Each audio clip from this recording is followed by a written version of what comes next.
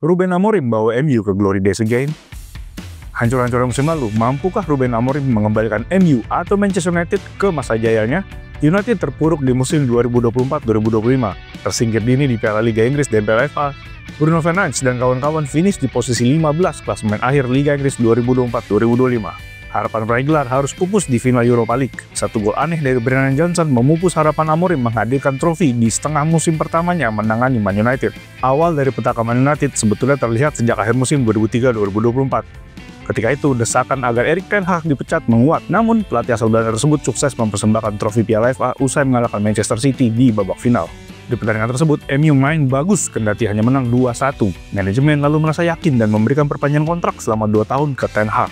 Mereka memenuhi permintaan sang pelatih di bursa transfer. Pemain-pemain yang diinginkan seperti Joshua Zirkzee, Matthijs de Ligt, hingga Noussair Mazraoui didatangkan pada musim panas 2024. Sayangnya, mereka tidak cukup untuk menambah lubang di Man United. Setelah melalui setengah musim dengan buruk, ten Hag lalu dipecat pada Oktober 2024. Man United langsung memburu Ruben Amorim dan mau menebus hingga 10 juta euro sebagai kompensasi kepada Sporting Lisbon. Amorim datang dengan reputasi mentereng, salah satu pelatih muda dengan prospek cerah. Klub-klub besar sudah mengantri tanda tangan pria Portugal ini, tetapi pada akhirnya, gerak cepat Man United mampu meluluhkan hatinya. Debut Amorim berakhir dengan skor 1-1 melawan Ipswich Town. Dia membawa ide yang begitu berbeda dengan ten Hag, terutama dalam hal formasi. Amorim bersikeras memainkan sistem 3-4-3 dan variasinya ketimbang meneruskan pakem yang dipakai pendahulunya, yakni 4-2-3-1 atau 4-3-3. Keras kepalanya Amorim menjadi petaka. Man United nyungsep di Liga Inggris, kendati bisa melaju jauh di Europa League, bahkan mencapai final. Namun, capaian di Liga sungguh buruk. Man United cuma menang 11 kali dan kalah hingga 18 kali dari 38 laga.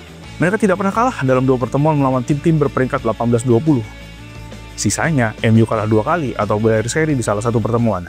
Amorim tidak tanggung-tanggung dalam memberi penilaian. Dia berani mengatakan, Man United yang dilatihnya adalah tim terburuk dalam sejarah. Finish ke-15 merupakan capaian terburuk Man United sejak era Premier League dimulai pada 1992-1993.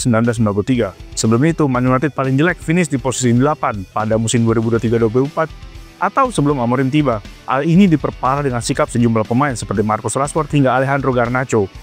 Keduanya terlibat persatuan dengan Amorim dan mungkin saja itu berpengaruh ke ruang ganti Man United. Gerak cepat dilakukan Amorim ketika musim berakhir.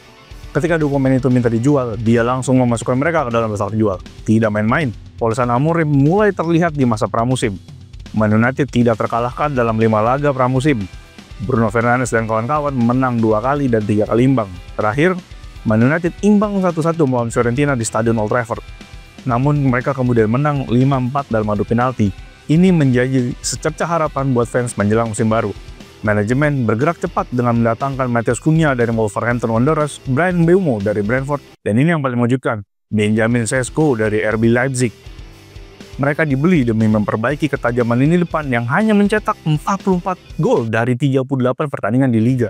Cunha dan Mbeumo memang belum bikin gol dari laga-laga pramusim. Namun fans sudah kadung kesengsem dengan kedua pemain anyar itu. Belum lagi ada Sesko yang punya rekor cukup bagus. Penyerang berusia 22 tahun itu bikin 21 gol dan 6 assist dalam 45 laga di semua kompetisi musim lalu. Totalnya, Sesko menjeploskan 39 gol hanya dalam 87 pertandingan bareng RB Leipzig.